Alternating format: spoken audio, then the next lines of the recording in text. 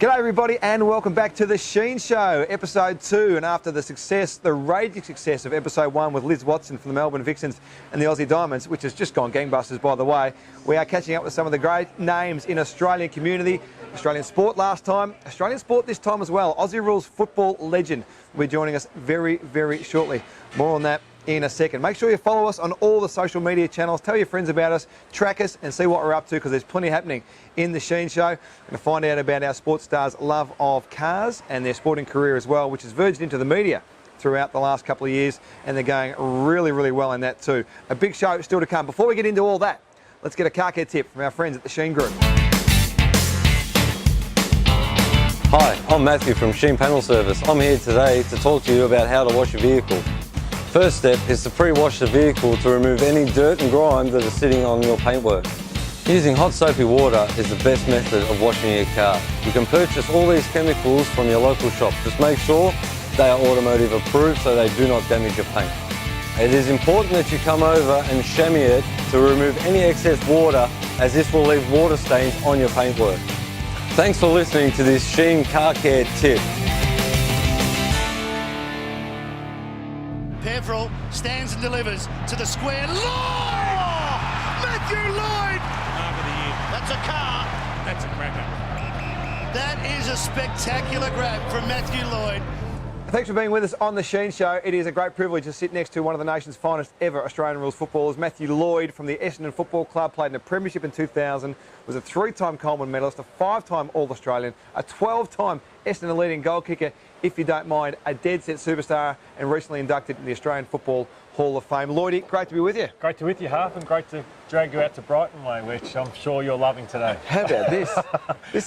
They tell me, now you have to be straight up with me here, they tell me Brighton isn't a suburb anymore, it's a lifestyle. Is that right? That's a good call. Once you come here, you just don't want to leave, and I didn't know what the Brighton bubble was, but I understand it. Once you get inside it, you just never leave it. So unless I have to leave for work, I just don't leave. Now, I went through a little bit of your resume there. Yeah. Do you get tired when you read how good you were? No, I don't. I think that it's sort of obviously nice to hear because I feel like I played a lifetime ago. It was 9 years ago that I retired, back at the end of 2009. But like all of us, we start out hoping to get that one game, but by the end of it all, to achieve the premiership and then all those individual accolades, it's a huge thrill. Well, he didn't just play the one game, 270 games, 926 goals. It was an outstanding career. Well, let's go all the way back, because when you were 16, you were the subject of a bidding frenzy, and in the end, the Essendon Football Club sold the farm. It was about 25 players they sold to get you in. Did you feel pressure with that?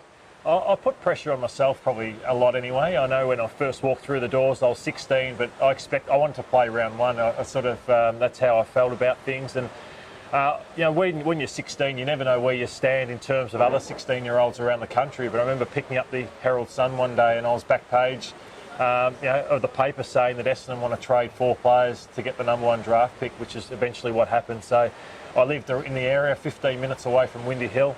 So to be going to St Bernard's College in Essendon, drafted to Essendon, and then I think I debuted just after my 17th birthday, so it all happened pretty quickly. And it's a strong footy family. Your dad played for Carlton, and your brother played at Williamstown, and the younger brother ended up playing at Hawthorn with me many moons ago.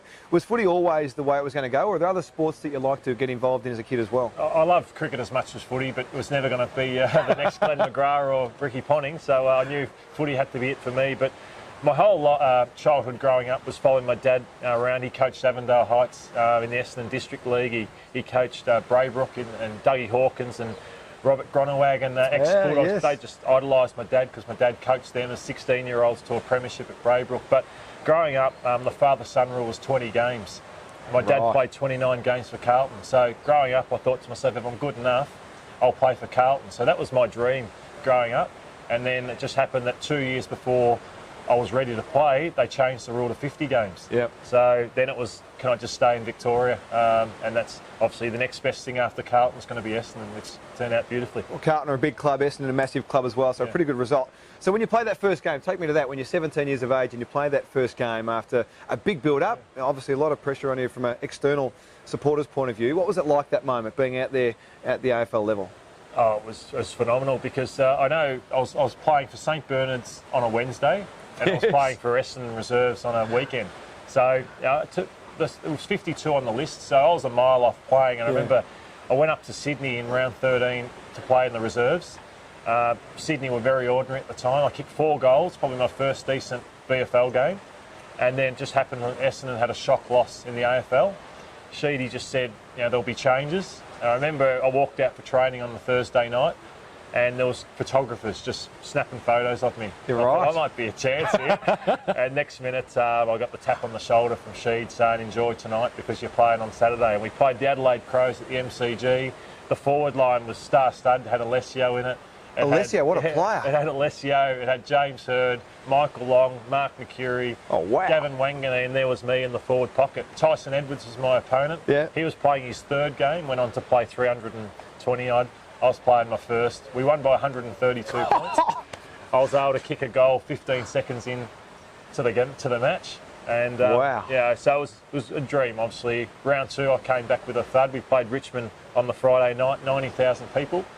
1 handball. So I went back to the reserves pretty quickly. How the mighty fall Yeah. in a week. It's a funny game, footy, they keep telling us. Talk about Kevin Sheedy and the influence he had on you, because many people that follow Australian rules footy would know that he is one of the most important people in the history of the game, what he's done to grow the game, let alone his impact at the Essendon Footy Club. What was he like to work with? Fairly different dude? He was different, but for me, I probably took him for granted towards the end, but now I look back and say, apart from my parents, he was the biggest influence on my footy career. We sat at a table like this at a golf course just in Essendon, and I remember first thing he said to me was, I want you to buy a house out of your football career. I want you to own a house by the time your career's finished. If you're good enough to do it halfway through, own 2, own 3, set yourself up. Yep. So straight away, he sort of put that in my mind, and I remember my first training session, I went out to mark a ball, and I marked it on my chest. He goes, go and run some 400s and how to think about things. Anyway, I ran about 300-400s. He called me over and he said, do you know what you did wrong? I said, I don't know what I did wrong. I said, I've seen other blokes marking on their chest. He said, if you want to be a great full forward, which I think you can be, you mark here. I never, ever want to see you mark on your chest ever again. And so he didn't care that other guys were doing it. Yeah. He saw in me, if you want to be a great key forward, that's what you got to do. So it was just little moments like that that made him the genius that he was and made players. Well, a premiership coach, premiership player, he's done it all in the game, Kevin Sheedy, so great to have him on side early. What about the personalities at Essendon at that time as you're coming through your first couple of years? Who were the real dominant personalities? Well, Mark Bomber Thompson was, of course, was my first ever captain back in 1995. We had guys like Terry Danaher, Mark Harvey, that were around the club at the time. I suppose we had Michael Long, who was there. I remember Michael Long. One day, I sort of went to a nightclub. My mum said, "You're only just turned 17, but you're allowed to go out. Don't drink, but you're allowed to go out." So, I was there at 3 in the morning. Not drinking, of course. No drinking. No, I was there at 3 in the morning. Michael Long came up to me and he said, "Oh, I had a footy clinic to do at 7 in the morning tomorrow morning. So, I don't really want to do it. So can you bet Cross Keys Oval, which was just near Essendon?" Yeah. So it was 4 hours away. He said, there's $500 in it for you. Someone will be there to give you the envelope. So I stuck it out all night, turned up to Cross Keys, 7 o'clock. I was the only one there. He'd stitched me up. Oh, no. So I soon learned about what the young blokes, they could do to young blokes at that time. And I remember I sat in Peter Somerville's locker one day. He was wearing number 19 and I was 18, and I sat in his locker while I had my bag in mine. Yeah. He stood over the top of me, put his hands on my legs, and he rubbed his chewing gum into my leg hairs and said, "That'll be the first and the last time you ever sit in my locker." So I was taught about men's footy pretty quickly, and I don't think a few of them liked that I came in probably as that 16-year-old golden boy #1 draft pick, and they soon How good's footy? That is great. What a great story that is. Take me to 2000, the premiership year. Did you know that there was something special about that group at that time? Well, 99 was a disaster. I think obviously we were the best side in it, and we blew a golden opportunity. And I remember grand final day, Sheeds took us all to the grand final of 99. Yeah. And everyone getting heckled a little bit, and just as the siren's about to go, he got us all to get up and leave, and we walked across to a restaurant, and Robert Shaw had a booklet, and he had the 4 sides we had to beat, and how we'd go about beating them to win the 2000 premiership. It was North Melbourne, it was Melbourne, a couple of those clubs that ended up making the prelims in 2000. Right. We had a pretty intense camp at Essendon Grammar, not long after, to get our minds off 99 into 2000. I remember we were 10 goals up at half time of the first round, the second round. I think by about round 4 or 5, teams were pretty much beaten by the time we ran down the race. Yeah. But we still, you got to win it come finals time, and I think we won by 10 goals the first final. 25 goals against North in the first final. Belted Carlton in the prelim by 10 goals, and I think Melbourne came into that grand final in 2000 winning 12 or 13 in a row. Yeah. But I remember Dean Wallace and a few others fixed up a young Brad Green, and we were just far too strong on that day. Very intimidating force, I Yeah. can tell you, the Bombers of 2000 from memory. And these days, once your sort of career finished, you moved straight into the media. You're a media superstar these days. Was that the plan, or just sort of fall into that? Well, I ripped my hamstring off the bone in round 3 of 2006, and I was out of contract, and it sort of rammed home to me pretty much there and then. Life after footy, because I had 12 months to recover. Yeah. And it was just then Luke Darcy got a job with Channel 10 doing some special comments. I sat back and listened, and the intensity of being captain of Essendon, just 15 years in the game, it got to me. So I said, I don't want to coach. Media's probably the goal to stay in the game. I didn't have a great reputation at that stage because I'd sat on the fence too many times on a footy show, and I'd been worried about burning the coaches or the players. So I had 3 years, I thought, to try and change the persona of myself in the media, and I started to do a little bit more, and I banged down a few doors. Dave Barham was head of Channel 10 footy. I got to meet Anthony Hudson through that, who gave me some media training. He'd take me into Channel 10 and put the volume down. He'd call, teach me when to jump in and all those sorts of things. And through those relationships, I was able to get Channel 10 and SEN footy straight out of the game. Well, you're doing a great job in that, covering the game, no doubt about it. You do all forms, electronic, print, and TV, radio and print. Yeah. What's your favourite?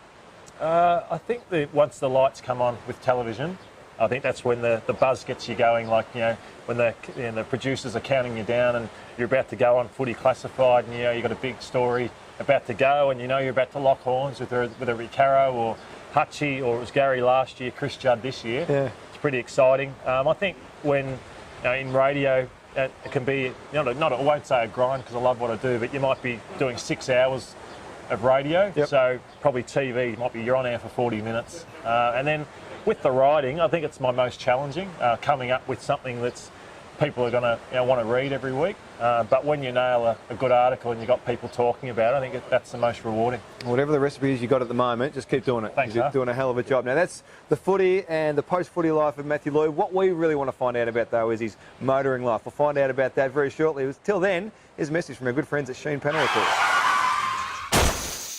When you've had a car accident, call the smash repair experts at Sheen Panel Service first on 1300 Repair. Sheen Panel Service pride themselves on the highest quality smash repairs. You have a choice to bring your car to us. We'll manage the claim for you, saving you time and money. Our tradespeople are fully qualified and highly trained professionals using state-of-the-art technology. We deal with all insurance companies, and we offer a lifetime guarantee on all of our work. With 27 convenient locations in Victoria and accident replacement vehicles, we'll look after you. So next time this happens to you, call 1300 Repair first. Sheen Panel Service, keeping you on the road. Welcome back to the Sheen Show. Great to have Matthew Lloyd with us, Australian rules footballing legend. And we've worked out his footy life and his post-footy life. Now I want to find out about your motoring life and your car life.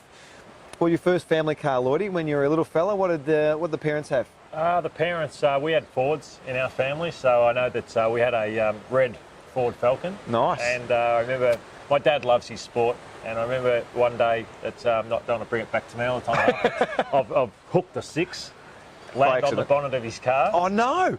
The dent. He was such a great story. Dad didn't take the dent out. He's kept the dent in the red Ford Falcon just where he could tell. And the person who bought it off us, my dad, I'd started playing a few games of AFL footy. They kept the dent in as well to be able to say it's from a Matthew Lloyd 6. Outstanding.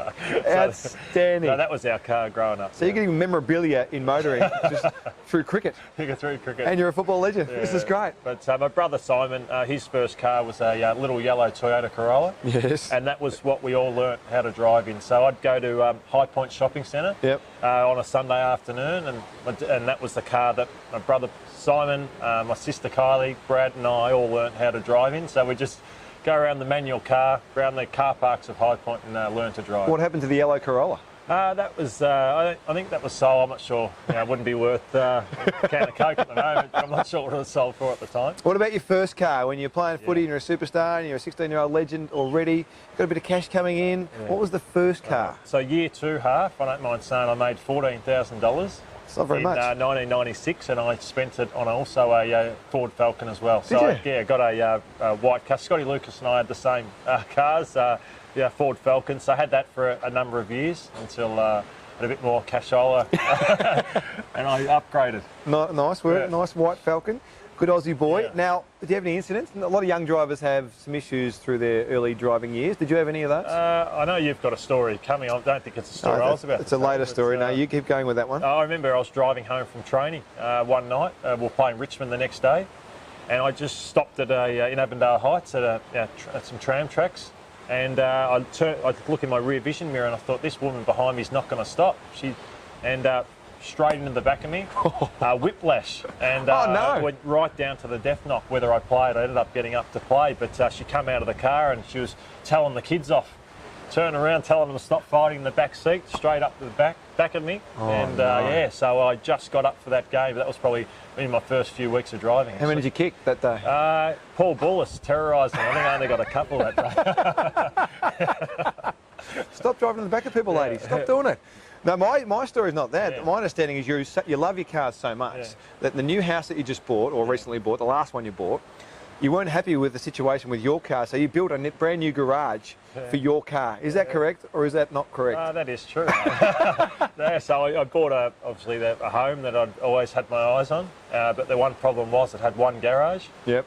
But I love my Mercedes-Benz so much that there's no way I was parking on the street or in my own driveway. So there was a space for a second garage on the other side. So I've got a second garage just for the beautiful Mercedes. Outstanding. Like the car lover right there, looking after his cars.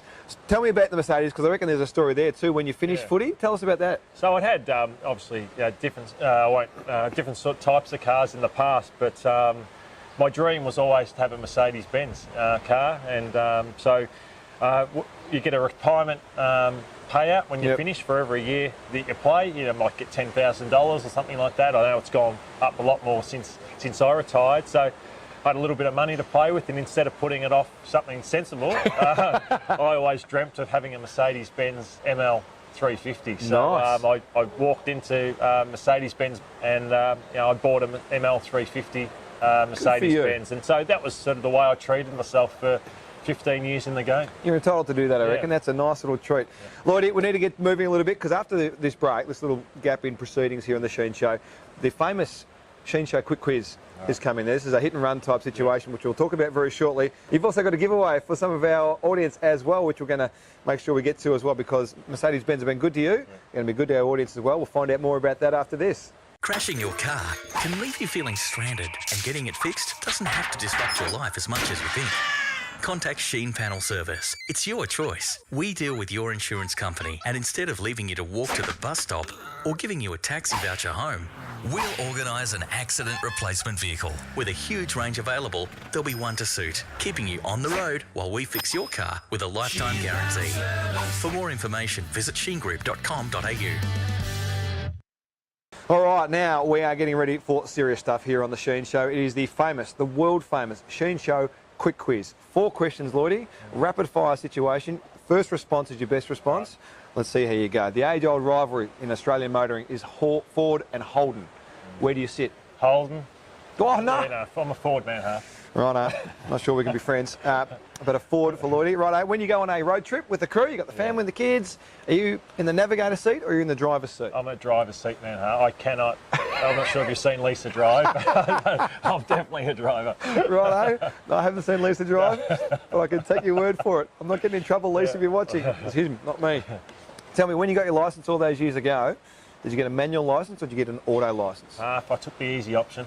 Oh, you didn't? Yeah, I did. So I've not driven a manual since those High Point days of learning. So you can drive a manual? No, I wouldn't trust myself driving a manual. Yeah, it's been 20 years I haven't driven a manual. So you're an absolute disgrace, is what you are. And the last question in the famous Sheen Show quick quiz is, what's your favourite car colour? Silver. I'm a silver man. So nice. black can get a bit dirty. White, same. Yeah, so I'm a silver man. Very James Bond. Yeah. Very, very elegant James Bond activity. Right, that's pretty much it. We're just about done here. So before we go, we need to get to the prize pack because Mercedes-Benz prize pack is coming the way of one of our watchers here on the Sheen Show. Yeah. Your friends have helped you out, but we need a question, Lloydie. So for those watching now, can they answer to give us the prize pack? Yeah, so the question for the Mercedes-Benz prize pack is, what did I treat myself with when I first retired? So what type of Mercedes car did I go for when I first retired? Righto, so what you need to do, down below, you'll see all the social channels, the Insta, the Twitter, the YouTube channel. Put your answer in the comments on the social pages and you might be able to win the Mercedes-Benz prize pack. Thank you to Matthew Lloyd. What car did he buy himself? Did he treat himself to when he retired from AFL footy? Great to see you, mate. Thanks for being a part of the show. Really enjoyed it. Thanks. Matthew Lloyd, one of the all-time greats on the Sheen Show. The biggest names in Australia. They want to be a part of this, and we'll be back next time with another one.